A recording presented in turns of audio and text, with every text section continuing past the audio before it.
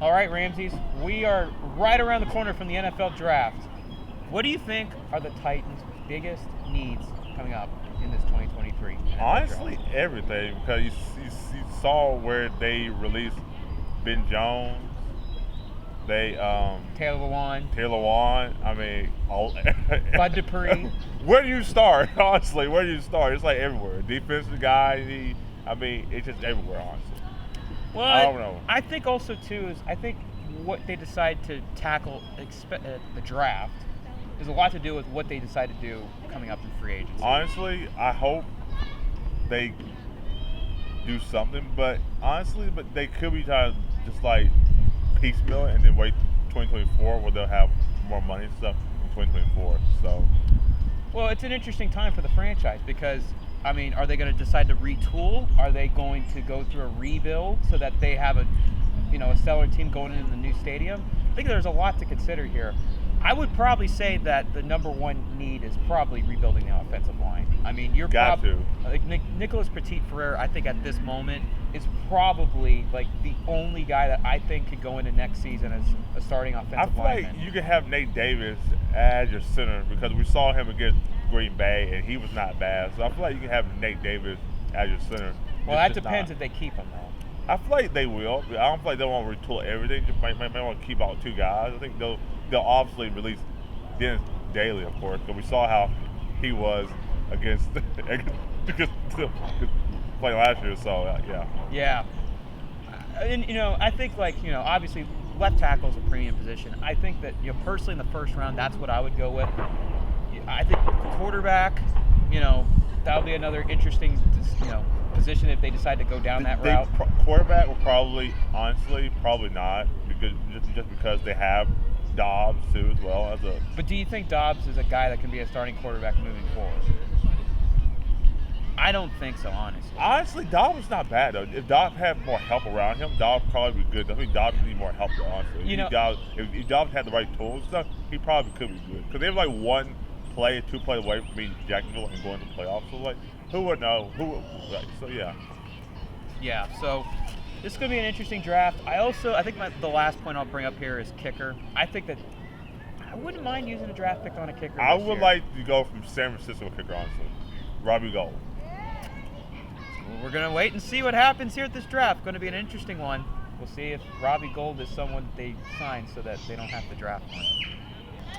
All right, free agency about to start here pretty soon.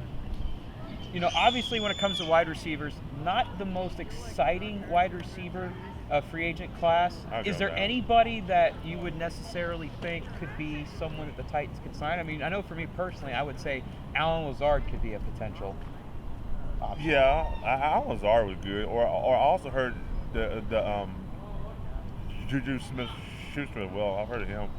He could be somebody good. I also heard about Paris Campbell from the Colts. So, well, I think too. I think another guy, and McCole Hardman from the Chiefs. I think his speed. That's the thing. His speed.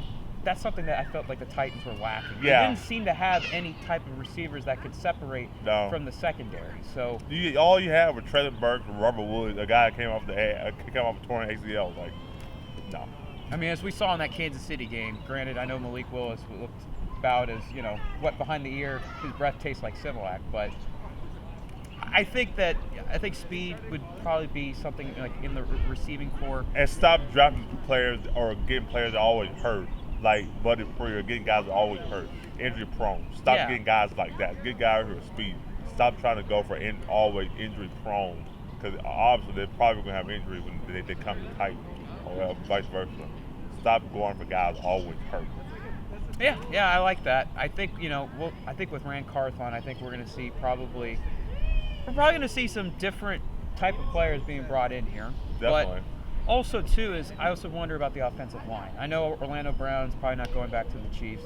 Is that somebody you think that the Titans could go after, or McGlinchey from the 49ers? It depends on how much they want, honestly.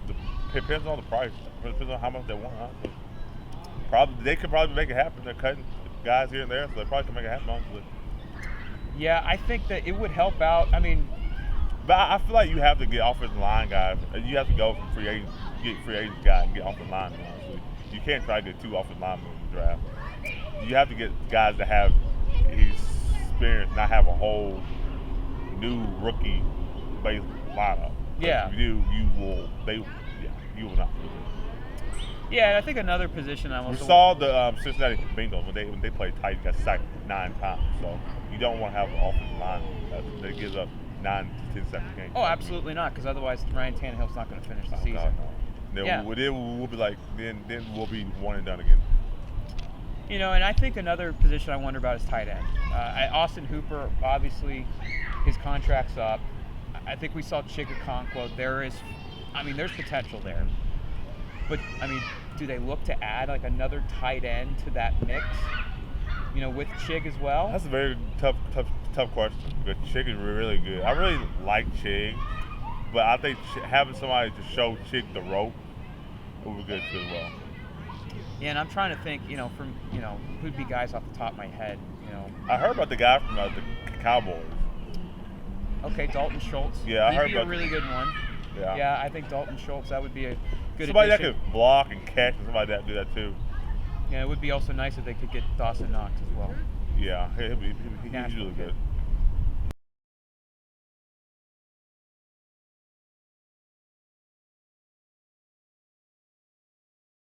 So Jordan, what is the Predators' biggest downfall this season?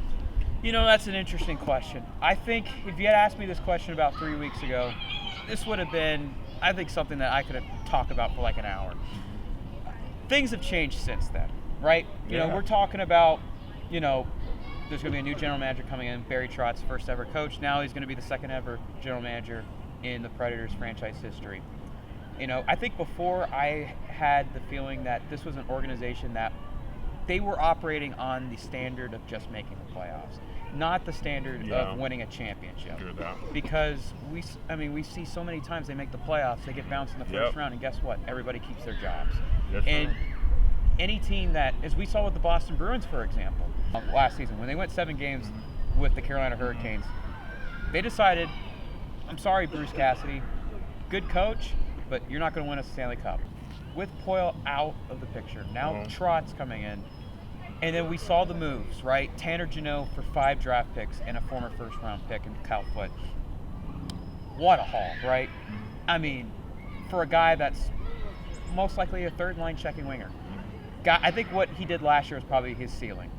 And then we saw, Mikhail Granlund. That trade, you're able to clear $5 million off the books, and you get a second-round pick in return. Awesome deal. It really feels like the Nashville Predators are heading in the right direction here. What were your thoughts of when? I'm sorry to cut you off. What were your thoughts of when they traded Nico to the Tampa Nino Bay Lightning? Niederreiter? Yeah, I thought it was, honestly, I don't think that's a trade you make 6 days before the deadline. I agree. I think that was probably been a trade that I would have waited a little bit. I would have waited till up to the deadline. If that's what you could get, that's what you get. That's the one that really irked me the most because he was doing really good with the Predators. Honestly, I feel like he was good. Like why would you cut? Why would you trade him for and you got really nothing out of him? That was what I was thinking out about. That's what I was thinking. My thing is, I'm okay with them trading him, right? He had a good contract that you could move. The problem is, right, I feel like you could have got, after Patrick Kane and Timo Meier had got traded, I feel like you could have got more. You could have gained more leverage instead of just deciding, you know what, we're going to get him for a second-round pick. Last question. Do you think Predators can make the playoffs? We see they're 7 points out behind Calgary and Winnipeg and all of them. Do you think they can catch up to them and make the playoffs? Honestly, no. I don't think that this is a playoff team. I think that this is going to be a team that's going to have to focus on giving some guys like Luke Evangelista, Philip Tomasino, some opportunities to play up into the top 6 and see what they've got. And then we go into next year, and then we'll see what happens. I think we could have a very interesting offseason coming up. Do you think the fans, do you think this will hurt Nashville in a whole? Every year, they always make the playoffs every single year. I don't think so. I think that based on what I've seen online, I think a lot of people think that the direction of the franchise, they're heading in the right direction finally. So it's going to be an interesting offseason. Sure will. So Jordan, who do you think has the best chance to win the Stanley Cup? I think going into this season, I thought the Carolina Hurricanes. I think now the Boston Bruins look like an absolute wagon right now. They do. They to be honestly, I feel like every time I look at Boston win. They never lose. They all lose at home. They don't lose. This team only have lost like only three games at home, 4 games at home. Like, who is this team? Like, a team that just fired a coach last year. You would think this team would be like midway, okay, good, but like this team is exceptional. Well, I think a lot of that has to do with, they still are getting more mileage from Patrice Bergeron, future Hall of Famer, Brad Marchand, future Hall of Famer, David Pastrnak in a contract year, looking like one of the best offensive players in the NHL like he always does. But I mean, it just seems like they're getting so much contributions from everybody in the lineup. Jake DeBrusk was a player that I felt, was a guy that didn't necessarily fit with what Bruce Cassidy was wanting to do. But obviously with Jim Montgomery, there seems to be some, synergies between, how they want to attack the game. So, out of the Western Conference, who are the Western Conference? The West is kind of up for grabs right now. I think Dallas, it feels like they have the most complete team. Jason Robertson. Dallas, where did they come from? I was like, Dallas was like always, teams like Nashville could always beat like 2 years ago with like the COVID year. Nashville could always beat Dallas. Where did Dallas come from? Like, who is Dallas? Like, this team just came out of nowhere. Like, oh yeah, they're good now. I give Jim Nill, the Dallas Stars general manager, a lot of credit. He really opened up their window from the 2017 draft, drafting Miro Heiskanen, an absolute stud defenseman, drafting Jake Ottinger, their future number 1 for probably at least the next 10 years. And then Jason Robertson, who's probably going to be a 40-50 goal scorer for who knows how long. So yeah, go ahead. So out of that, who is your biggest team in the Western Conference that you just cannot stand? I don't think there's a team that necessarily I can't stand going into the playoffs necessarily. I guess if there was a team in the West that I would probably. I mean, like I don't know if there's a team that's like, gee, I don't know if I really want to see them win. It used to be, for me, it used to be the Blackhawks. We all know I used to always about, but now like, who can hate Chicago now? Because they suck. Like, who can hate Chicago? They suck now. I think honestly, what would irk me more. I mean, there's not really a team in the playoffs from the West that would irk me. Dallas, it would be more so that the Chicago Blackhawks get the first overall pick at the draft here in Nashville. I agree.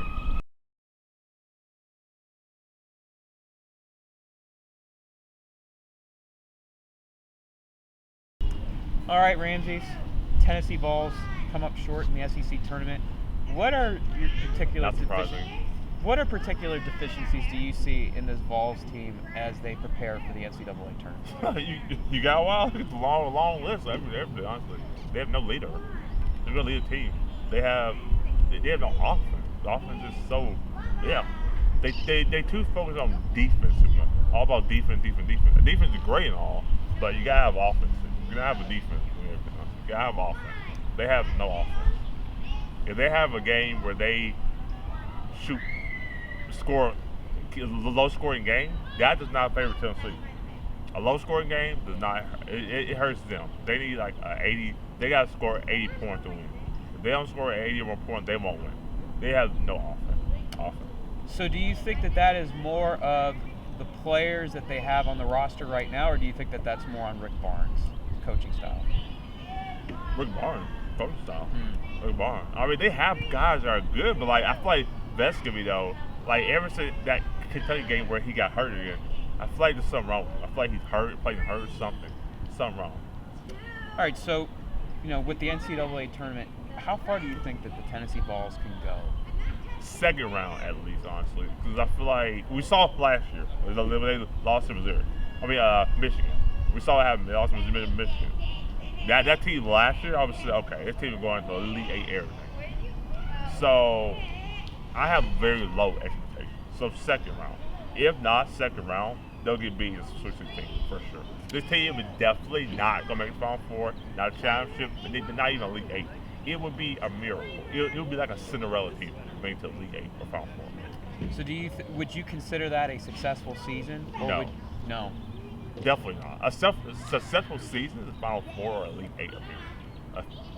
Tennessee making to the round 32 Sweet 16 is not a great appearance. They need to go to the Final Four to have a successful season, or to have guys who want to transfer to Tennessee. Who's going to transfer to Tennessee and transfer for? Who wants to come to Tennessee?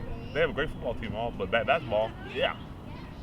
and tough competition in the SEC. So, who are 4 teams that you could see be absolutely caliber of making a Final Four run this year? What about Kansas for sure? Kansas always finds a way. I honestly. agree. God, just talk about Kansas. But this year, it's not going to be no North Carolina. So it's kind of weird not having North Carolina. I would normally say Duke, but no Mike Krzyzewski. So I don't think Duke has a chance to. I feel like we could talk about Texas as well. Texas is good too. It's probably enough Big 12 teams. What about Alabama? I feel like Brandon Miller thing will be in the back of his mind too. What he did, I would say, if that would not came up, probably Alabama, but definitely not Alabama. My other team I'll mention is Purdue. Do you think Purdue is a team that's capable of making a run? That's good. That's tough. I think so. I think they can if they don't see Indiana. That should be an interesting one. I think that would probably be my 4. Is probably, and I think that you bring up a great point with Alabama, but I still think that Alabama, they have what it takes to make a run. I would probably say. What about Houston? What about Houston? Houston's another one. But I just feel like they're young. Like Houston have played nobody. They play nobody. That's the thing. So I wonder about the AAC is how does that prepare them for when they go up against, the powers of the SEC and then also the Big 12 as well.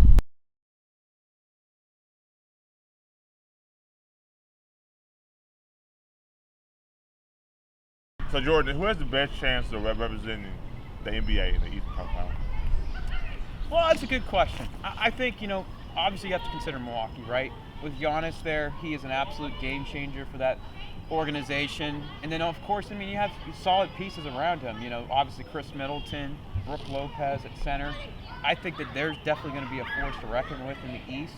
I think your Boston Celtics are certainly a team that, we saw last year they were able to make it to the NBA final. I think that, once again, they're going to be in the picture.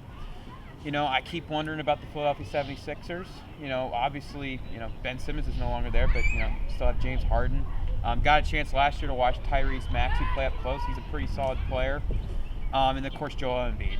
So I feel like the East is wide open, but I kind of would lean the Milwaukee Bucks. I would counter that. I would agree with that, obviously. I'm a big Celtic guy all the way. I don't feel like Milwaukee has the bench to carry them like Boston does. I feel like they don't have the depth to go far like Boston does. That's not the Milwaukee. Milwaukee's great. They're going to be tough to beat, but I feel like Boston can definitely beat Milwaukee, honestly. I feel like the series will go 7, but I would say Boston 7 all the way. Now, would it also matter with home court advantage? Because it looks like right now Milwaukee. Home court. We saw where Milwaukee had home court last year. They beat Boston in Game 5, and we even get Game 6. So home court. There's really no home court, honestly. Because if Boston wins with Milwaukee, home court can go the way. We all know Boston's good at home, but home court is home court. Honestly, I don't feel like that would really make a big picture, honestly. All right, so in the West, I think that obviously we always think of the Golden State Warriors, right? I would have said the Phoenix Suns here, but I think after the Kevin Durant injury, that's going to make it really tough for them if he's out as long as it's being reported right now. Obviously then that puts a lot of pressure on Devin Booker and then Chris Paul. So, who do you think in the West? I feel like Golden State will always find a way. I just can now call Steph Curry, honestly. I feel like they always find a way, honestly. They're like the 5th seed right now, so as long as they're not the playing team, cannot count out Golden State. I don't feel like nobody in there, if they do make it, they're not going to win the NBA Finals, honestly. I just don't. The teams are just so young. Denver, no, it's don't. Memphis, John Morant issues. I just feel like in the Western Conference, I just feel like that the East versus the West is going to be a very boring NBA Finals because the West is not going to be great. Last question here. I wanted to ask you about Sacramento Kings. Going to make the playoffs for the first time in a long time. How far do you think the Sacramento Kings can go? Honestly, I'll say second round. Second round? Okay. I would say second round. I feel like it depends on the matchup who they get. You got all can change right now, but I would say second round for them also. Young team. I never would have thought imagine Sacramento because they've been down for so many years. So I could never imagine Sacramento court. It's going to be fun to watch Sacktown get ready for the NBA playoffs.